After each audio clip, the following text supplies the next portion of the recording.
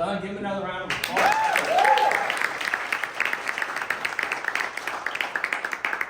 So each year we have a guiding phrase or a theme, right? So I think these three have exemplified that they're taking the initiative to take things to the next level. They're charging the storm. They're not just, following the standard, they're being the standard. And they're giving it their all every day in the arena. And when I think of our theme last year, the man in the arena, I think of gritty, messy acts of passion. And no doubt one of our fiercest warriors is Mackenzie. When we talk of values of authenticity, of transparency, and sparking a revolution, I can't think of anybody else that exemplifies that. And if there's anyone who can deliver a speech that hits me in the feels and in the face, that's Mackenzie. So believe me when I say I cannot wait to hear what she's about to say. So, Mackenzie.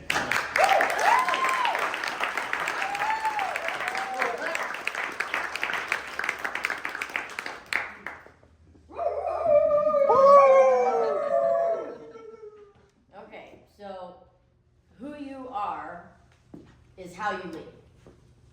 And a little bit about me and who I am. Sounds like some of you know, but before today, in case to cover all of our bases, how many of you knew that I often bark, or howl, or that I really like wolves and the wolf pack? Yes. Great. I'm glad that my bark box hasn't gone unnoticed. But can I tell you guys something? Not a single one of you in this organization has ever asked me why I like wolves. Not one of you in 5 years. So your first note, the quality of questions you ask determines the quality of conversation you have. But because ability always starts with Why? I figure it's about time I tell you. So hang tight. We're going to go a little Nat Geo for a minute. First off, wolves are loyal families. Literally. I know that all of you have heard the term alpha. Mm-hmm. The alpha wolf. The big bad fight to the death to lead the pack alpha wolf. Yes? Yes. Yeah. Me too, until I found out that really with recent studies, that entire idea has been debunked. If you're an alpha in a wolf pack, you're breeding. And that's what that means. Fancy term for mom and dad. You're an alpha. No. In reality, wolf packs are made up of multiple leaders, all serving the good of the order. And the demeanor that they have amongst one another is actually extremely caring and kind. It's playful. Really quite a lot like Brooke. They reserve their aggressive behavior only for protecting and hunting. In some instances, food can be pretty scarce, but make no mistake, despite them being rather reserved, they are 100% fearless. So they've been known to take on things like elk and bison and, as much as it pains me to say, moose. So, size comparison for you. When you're looking at a wolf, you're talking about 2.5 feet tall, 60 to 100 pounds. A moose, we're like 7 foot, up to 1,600 pounds. Woo! Beefy. So, real life perspective, who's the biggest, tallest, beefiest? I'll just say it, who's the moose in the room? Who is the moose? Who's the biggest person here? Julie. Greg. Gregor, stand up.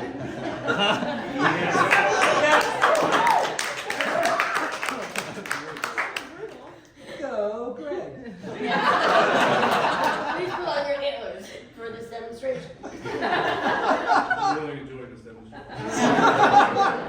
So of course now I'm going to ask you who is this could be me. It's you. The shortest, smallest, petite, no meat who's the wolf in the room?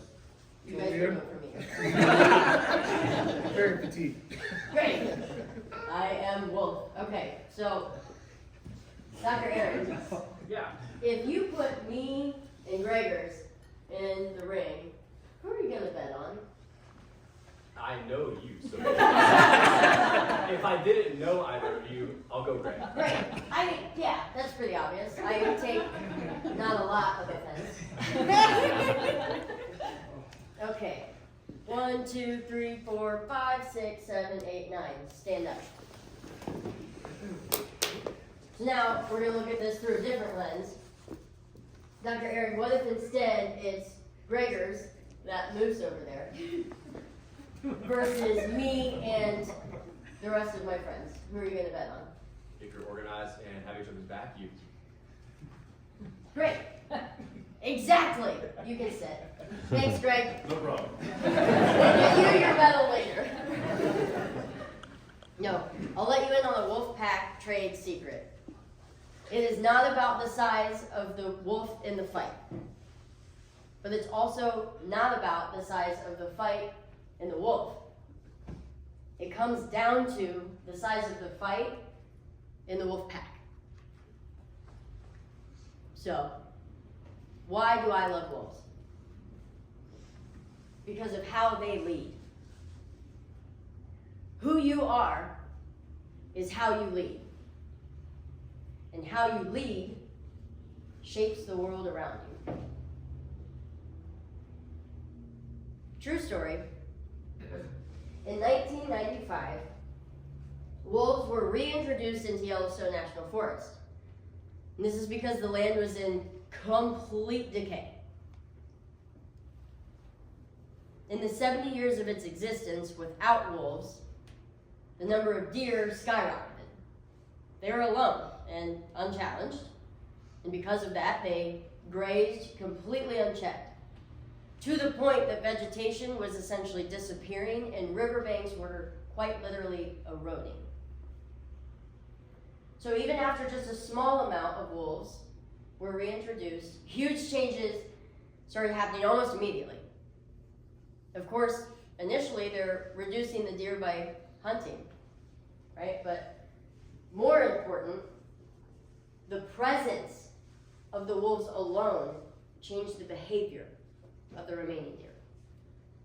Those deer started avoiding the places that they would be most vulnerable to the wolves, in the valleys. So because of that, the vegetation in those areas regenerated. And then birds started coming back. And after those birds, there was beavers.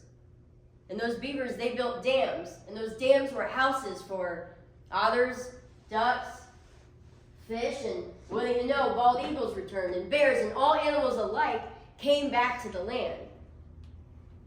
But it wasn't just the animals. The rivers themselves changed.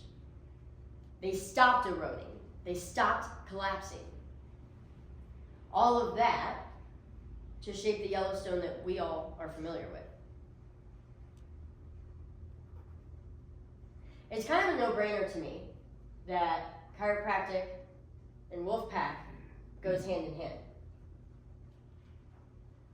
I love chiropractic. From the tip of my toes, out my head, to the next several lives that I'll live. I love it because it gives me the opportunity to be the very best me and live life at the vibrancy level that I choose. Don, why do you love chiropractic? I think for the same reason. It helps so many people live the life that they deserve to live. Brooke, why do you love it? Because instead of becoming victim to the hand that you were dealt, you're in charge, you can change anything. See, Money, why do you love chiropractic? It provides people the knowledge and information to make the best choices for them and their family. Dr. Aaron? I think it's the only real solution to unnecessary human suffering at scale. Why do you love chiropractic, Dr. Brian?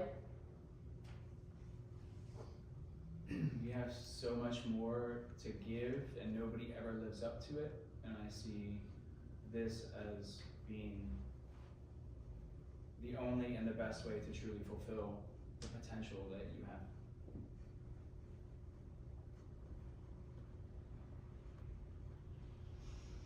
You guys feel that? You feel it the way that I do right now? So can we take a minute and all get really loud about how we love chiropractic?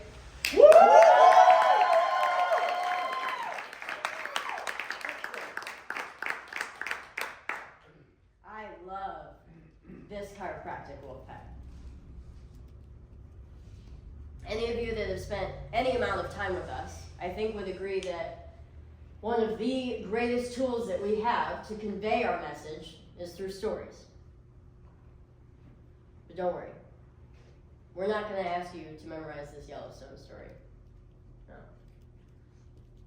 But you are going to be asked to lead the pack. Because healthcare and chiropractic's future depends on it. This year, we're not just telling stories. No, this year, we're writing one. And it sounds a little bit like this.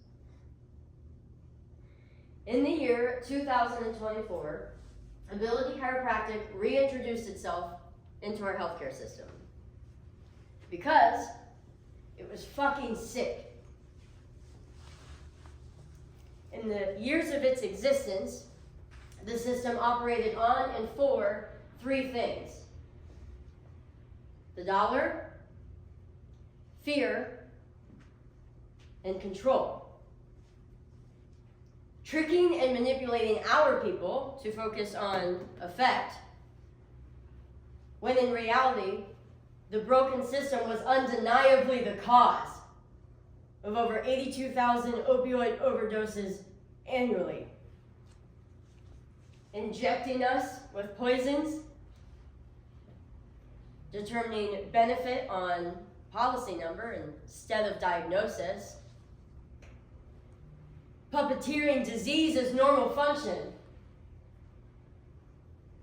Or this: America rose to the top in healthcare expenses while simultaneously having the world's lowest life expectancy. So in the year 2024, Ability Chiropractic rightfully took back its place at the top of the food chain by adopting the way of the wolf. With even just a small amount of Ability boots on the ground, 10 offices in Ohio, 4 in North Carolina, huge changes started happening almost immediately. First, they aggressively protected their communities and hunted down any false presentation of what true health is and where it comes from. Their presence alone gave hope back to the hearts and minds of thousands.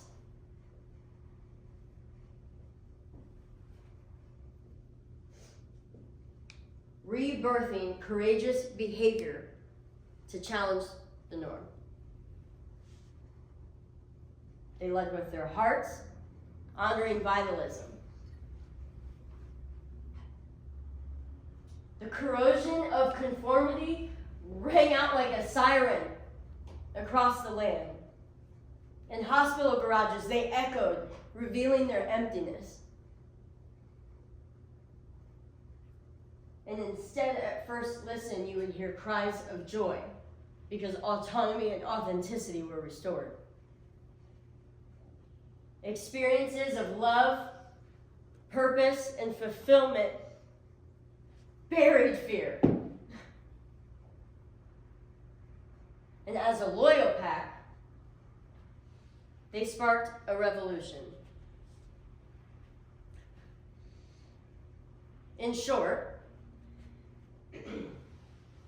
physical and mental health regenerated, quality of life regenerated, and the entire world changed.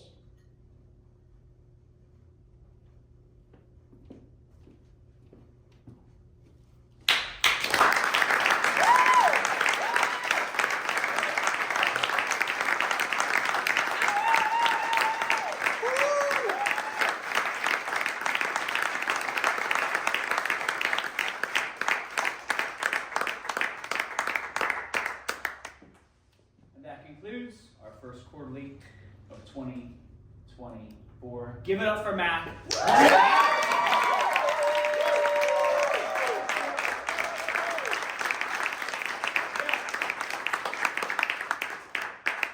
gonna think of one more thing to do before we all part. Get together. Oh, I know. Grab a future. Yeah. Put your Put your fucking paws in. yeah, you too. For sure. Yeah. Go ahead, Mac. Okay, so count of 3, best bark and howl. 1, 2, 3.